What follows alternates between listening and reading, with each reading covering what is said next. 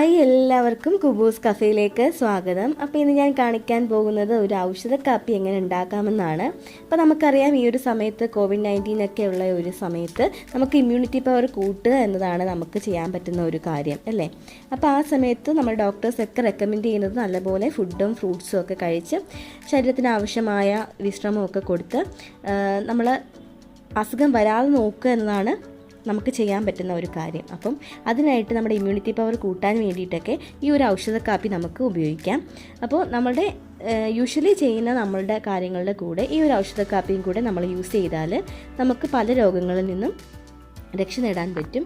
അതുപോലെ തന്നെ പനിയുടെ ലക്ഷണങ്ങൾ, തൊണ്ടവേദന, അതുപോലെ ജലദോഷം, ഇങ്ങനെയുള്ള കാര്യങ്ങളൊക്കെ നമുക്ക് അവോയ്ഡ് ചെയ്യാൻ പറ്റും. അതുപോലെ തന്നെ നമ്മളുടെ ദഹന വ്യവസ്ഥയൊക്കെ അതുപോലെ അതിൻ്റെ നോർമൽ വ്യവസ്ഥയിലേക്ക് കൊണ്ടുവരാൻ വേണ്ടിയിട്ടൊക്കെ ഈ ഒരു കാപ്പി സഹായിക്കും. അപ്പം ഇതെങ്ങനെ ഉണ്ടാക്കുന്നതെന്ന് നോക്കാം. അപ്പോൾ വീഡിയോയിലേക്ക് കിടക്കുന്നതിന് മുന്നേ ഞങ്ങളുടെ ചാനൽ ആദ്യമായിട്ടാണ് കാണുന്നതെങ്കിൽ പ്ലീസ് ഒന്ന് സബ്സ്ക്രൈബ് ചെയ്തേക്കണേ. അതുപോലെ തന്നെ താഴെ കാണുന്ന ബെല്ലൈക്കണിൽ ഒന്ന് ക്ലിക്ക് ചെയ്താൽ ഞങ്ങളിടുന്ന ഓരോ വെറൈറ്റി ആയിട്ടുള്ള വീഡിയോസിൻ്റെ നോട്ടിഫിക്കേഷൻ നിങ്ങൾക്ക് അപ്പോൾ കിട്ടുന്നതായിരിക്കും. അപ്പോൾ നമുക്ക് വീഡിയോയിലേക്ക് കടക്കാം.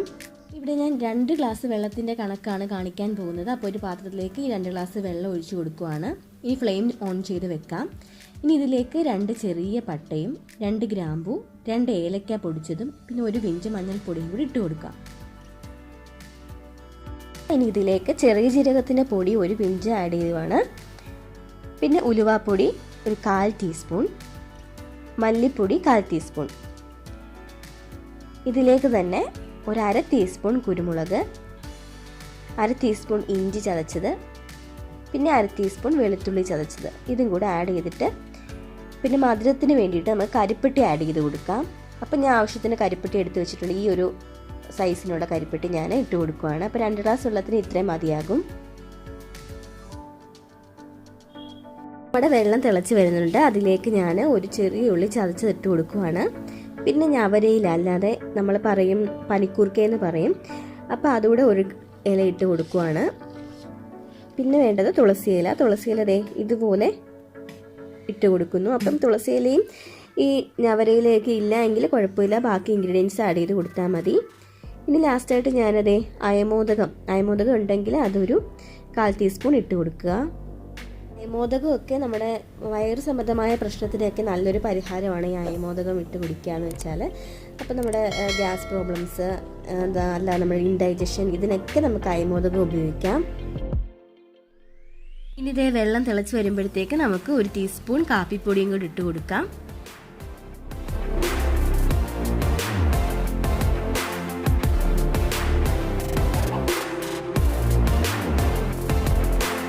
വറ്റിച്ചെടുത്താൽ മാത്രമേ നമ്മൾ ഇട്ട ആ ഒരു ഇൻഗ്രീഡിയൻസിൻ്റെ ഒക്കെ ആ ഒരു സത്ത് അതിൽ ഇറങ്ങി കിട്ടത്തുള്ളൂ.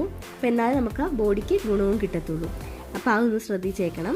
അപ്പോൾ തിളച്ച് വരുമ്പോഴത്തേക്ക് കുറച്ച് നേരം ഒന്ന് ലോ ഫ്ലെയിമിലാക്കി കൊടുത്താൽ മാത്രം മതി, ജസ്റ്റ് വറ്റി കിട്ടും. ആ കാപ്പിയൊക്കെ റെഡി ആയിട്ടുണ്ട്. നമുക്ക് ഫ്ലെയിം ഓഫ് ചെയ്യാം. എന്നിട്ട് അരിച്ച് വേറൊരു പാത്രത്തിലേക്ക് മാറ്റാം.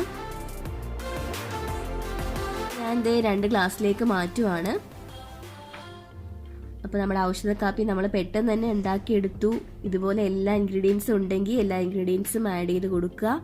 അഥവാ 1 2 എണ്ണം ഇല്ല എങ്കിൽ കുഴപ്പമില്ല, നമുക്ക് സ്കിപ്പ് ചെയ്യാം.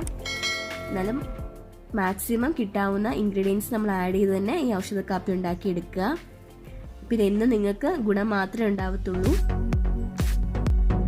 അപ്പോൾ എല്ലാവർക്കും വീഡിയോ ഇഷ്ടപ്പെട്ടെന്ന് വിചാരിക്കുന്നു. ഇഷ്ടപ്പെട്ടാൽ ലൈക്ക് ചെയ്യുക. അതുപോലെ മറ്റുള്ളവർക്ക് കാണണമെന്ന് ആഗ്രഹം ഉണ്ടെങ്കിൽ ഒന്ന് ഷെയർ ചെയ്ത് കൊടുത്തേക്കുക. എല്ലാവരും സേഫായിട്ട് ഇരിക്കാൻ നോക്കുക.